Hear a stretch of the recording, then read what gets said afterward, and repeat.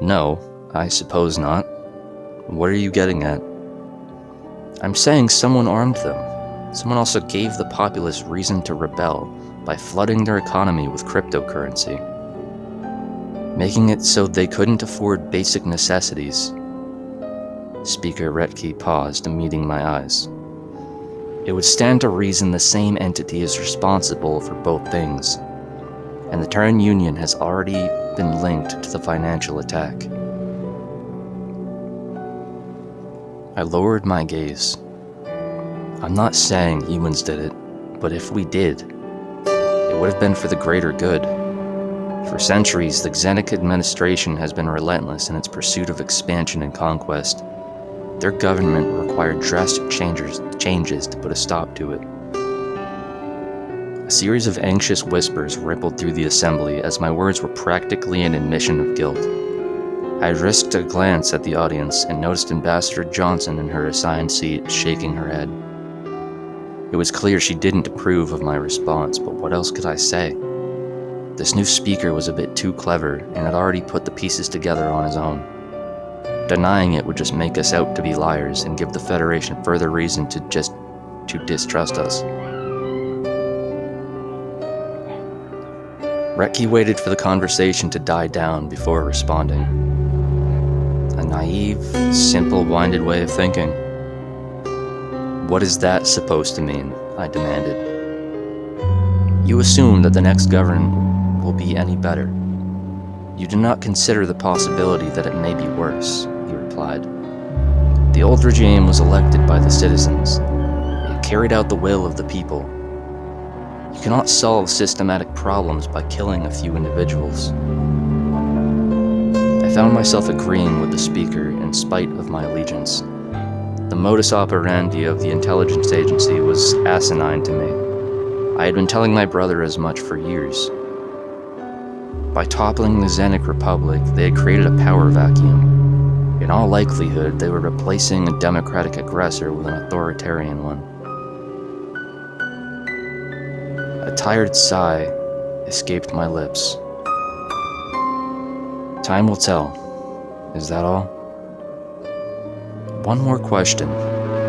What happened to the Devourers? He asked. Their star went nova, and their system was destroyed. It was technically the truth.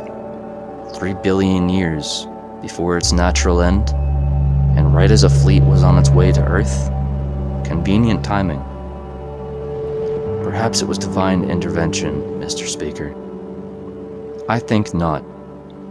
This is your last chance to come clean, Commander. Don't force my hand. I don't know what you're talking about. Then I'll show you. If you'll turn your attention to the projector, you'll see footage from a classified stealth probe that was monitoring the Devourer system. Horror shot through my veins as a video began to play on the wall behind the speaker.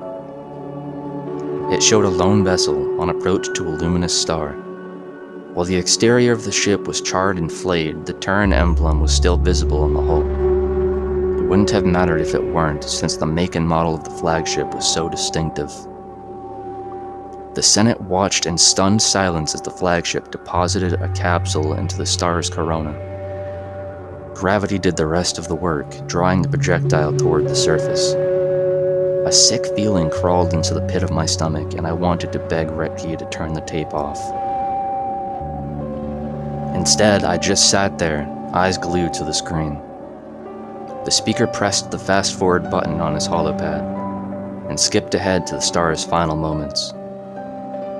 The fiery gases swirled down toward the core, like water circling down a drain. With a shudder, the vibrant orb collapsed in on itself. It shrank until it was no longer visible. All that remained was blackness where the star had been. For a few seconds, the universe was at peace.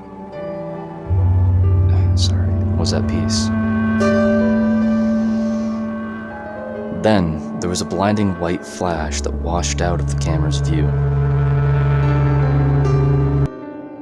It only appeared on the projector for a moment before the transmission cut out. Suffice to say, that probe was a goner. So tell me, Was that a different ship that just happens to look like yours, Commander? Disgust briefly flashed on Reki's face before he regained his composure. You know, it would be nice to get a smidge of honesty from you humans. That bomb only has one purpose: the extermination of a species. Why would you build such a weapon? Please, enlighten me.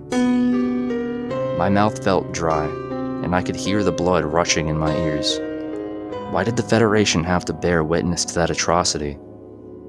The representatives shared aghast expressions, and panicked chatter began to spread through the chamber.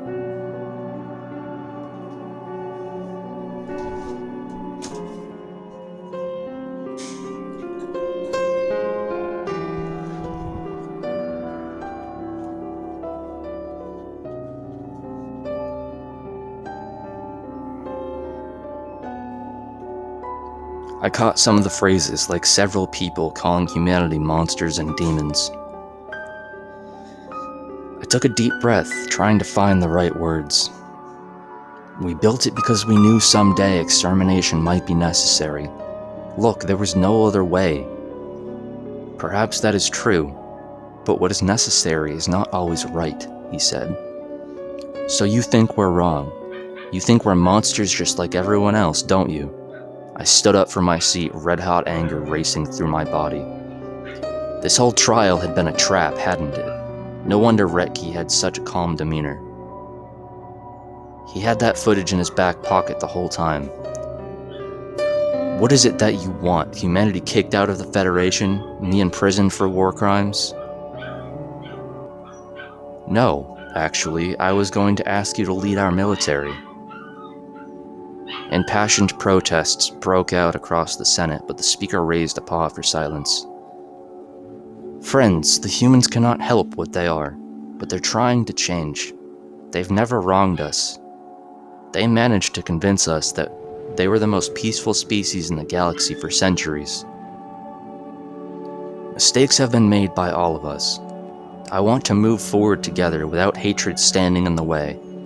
I believe this human and his associates will make us stronger and safer. I gaped at Reki in disbelief. I don't know what to say. You can think about it, but know if you accept, this pattern of lies and omissions must end here. And for the universe's sake, don't invent any more bombs.